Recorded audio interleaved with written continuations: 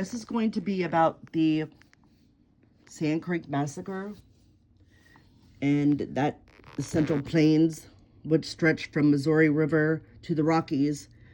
And it was home to thousands of Plains Indians, the Cheyenne, Arapaho Indians, the Comanche, Lakota, and others. The Indians up there they buffalo hunted. And in 1821, European Americans began to cross the Central Plains in great numbers. First on the Santa Fe Trail, which followed the Arkansas River, and later along the Oregon Trail, which followed the Platte River. Some tribes saw the newcomers as trespassers in their hunting territories. Tensions and violence resulted in this. Of course it did, because you have these Indians trying to be safe in this territory. And violence and tensions resulted. The U.S. government sought peace through treaties that acknowledged the tribes as dependent and domestic nations.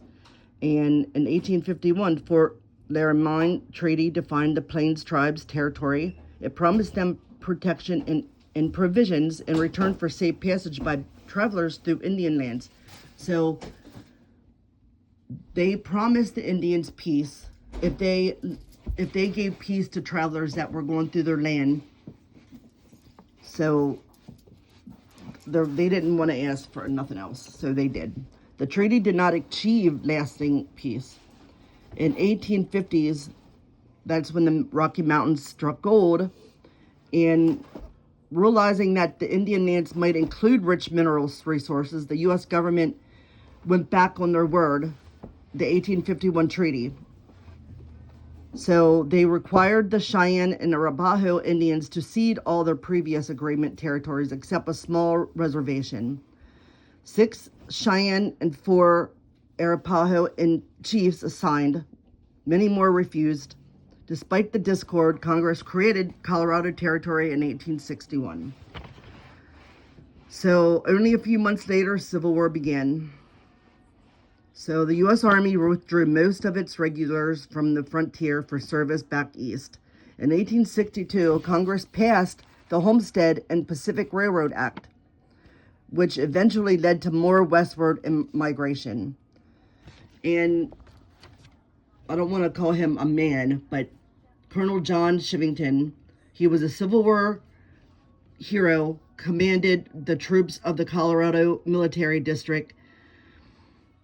So he wanted to be up in his rank in politics. So he was thinking, how can I achieve that? So, let's go out, and it is our right and honor to use any means under God's heaven to kill Indians. What is that? Like, so in the spring of 1864, he ordered attacks on 4 Cheyenne villages. When his regiment killed Peace Chief Lean Bear, Plains warriors retaliated. Of course they did. Anyone would. Some Indian leaders appealed for peace in a conference at Camp Weald near Denver with Territorial Governor John Evans and Chivington. Those Indians desired peace were told to report to Fort Lyon. Many did, and then encamped at Sand Creek. On November 29th, 1864, Chivington led the attack at Sand Creek. Although an army judge condemned the cowardly, cold-blooded slaughter, the colonel was never formally charged nor tried. Evans was forced to resign in 1865. So this is what the poster Evans put out. And this is Governor John Evans and Colonel John Chivington. Though Chivington was a Methodist minister, and he asked for a fighting post in the U.S. Army. So he was bad and had hate on his mind when he asked for a fighting post. So a column of riders moves up the Big Sandy Creek as the village awakens on November 29, 1864.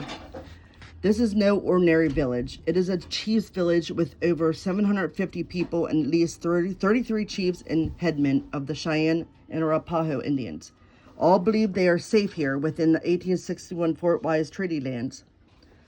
Women think they hear buffalo approaching. The buffalo are U.S. Army soldiers, well-trained troops of the 1st Regiment Cavalry, Colorado U.S. Volunteer, and raw recruits of the 3rd Regiment Cavalry. The soldiers have guns and howitzers.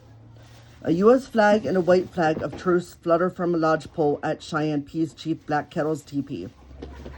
But the soldiers are undeterred. Startled men reach for their weapons. White Antelope and other chiefs walk toward the mounted soldiers. So there's a white flag means peace. They weren't going to fight. And it was outside of Chief Black Kettle's teepee, so the approaching men would know and see that, and they don't care. So they open fire. Women, children, and elderly flee. Black Kettle survives, but White Antelope and Left Hand are hit. Both will die from their wounds.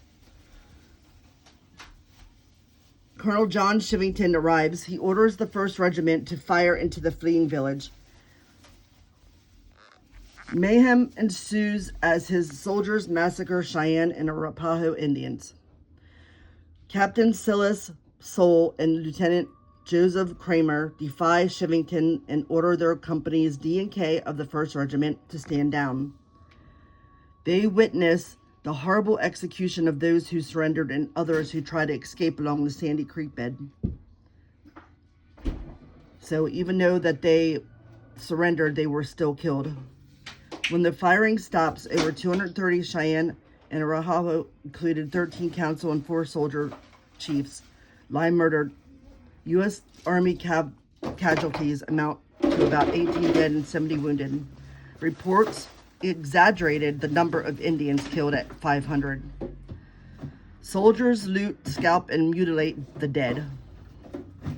They ransack and burn the village. They take human body parts as trophies along with 600 horses. Surviving Cheyenne Indians and Arapaho Indians, wounded and bleeding, escape north toward the Smoky Hill River. This is the escape route that they used.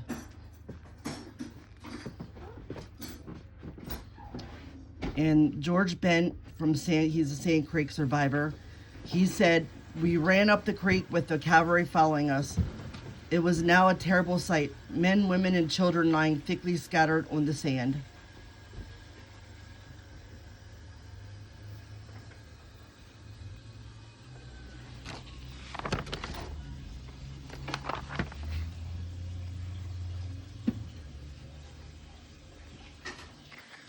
So the massacre devastated generations of Cheyenne and Arapaho Indian. The death of so many Cheyenne chiefs disrupted tribal governments, and surviving chiefs like Black Kettle lost credibility. Tribes lost much tradition knowledge, families lost providers, and children lost parents. The massacre polarized the American public. In Denver, crowds cheered when returning soldiers displayed human trophies. Their brutality appalled others.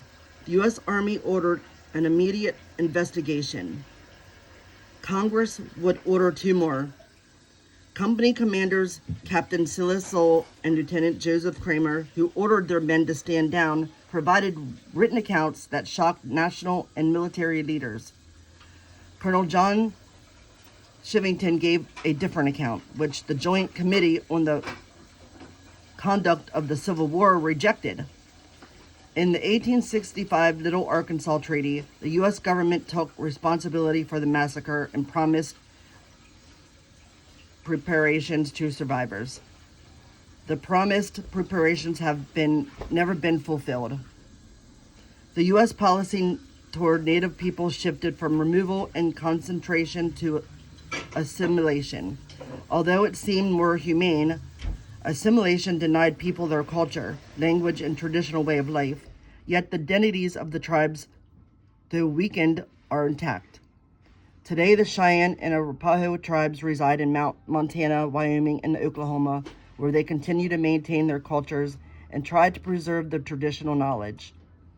Sand Creek Massacre National Historical Site, established in 2007, reminds us of the tragic extremes sometimes reached in the 500 years of conflict between Native Americans and people of European on the other regions. Here, people work to enhance the understanding across diverse cultures. The story of the Sand Creek Massacre raised awareness of basic human rights, transcending park boundaries.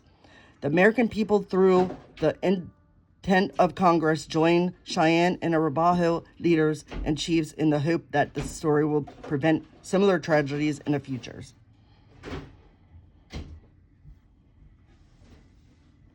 And said, "It is difficult to believe that beings disgracing the uniform of United States soldiers and officers could commit such acts of cruelty and barbarity."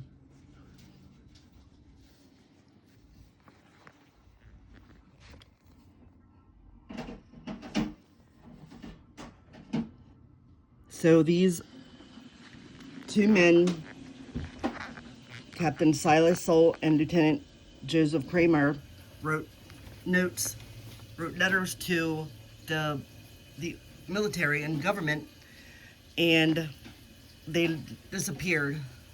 And in 2000, they reappeared, and they took in consideration of everything the men said, and that's how they know everything that happened, the massacre that happened, because of these letters. Although they stood down, they couldn't leave because they would be killed by Shivington and his troops because of the cowardness. So they stayed and watched. And when you have such horrible things in your mind, you have to write it down on paper. So that's what they did. They wrote letters. And with those letters, we have the Sand Creek Massacre.